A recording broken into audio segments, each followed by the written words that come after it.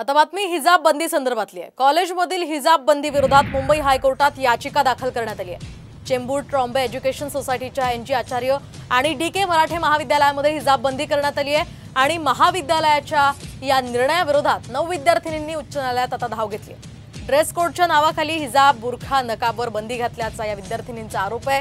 महाविद्यालयाचा निर्णय हा मनमानी असल्याचा दावा करून तो रद्द करण्याची मागणी या याचिकेतनं त्यांनी केली आहे। तर या प्रकरणी हायकोर्टात 19 जून रोजी सुनावणी होणार आहे आणि या संदर्भात अधिक माहिती देत आहेत आमचे प्रतिनिधी मयूर राणे।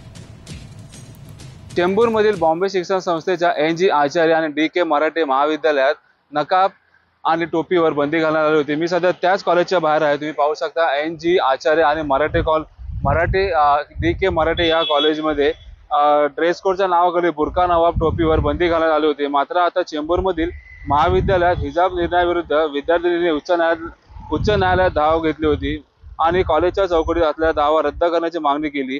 न्यायमूर्ती एस चांदूरकर आणि न्यायमूर्ती राजेश पाटील यांच्या खंडपीठासमोर वकील अल्ताफ खान यांनी याचिका शुक्रवारी केली। या याचिकेची न्यायालयाने दखल घेऊन यावरील सुनावणी बुधवारी ठेवली। तसेच प्रतिवाद्यांना नोटीस देण्याचे आदेश याचिकाकर्त्यांना केले। तुम्ही पाहू शकता त्या ठिकाणी पोलिसांचा देखील थोडाफार बंदोबस्त या ठिकाणी ठेवण्यात आलेला आहे।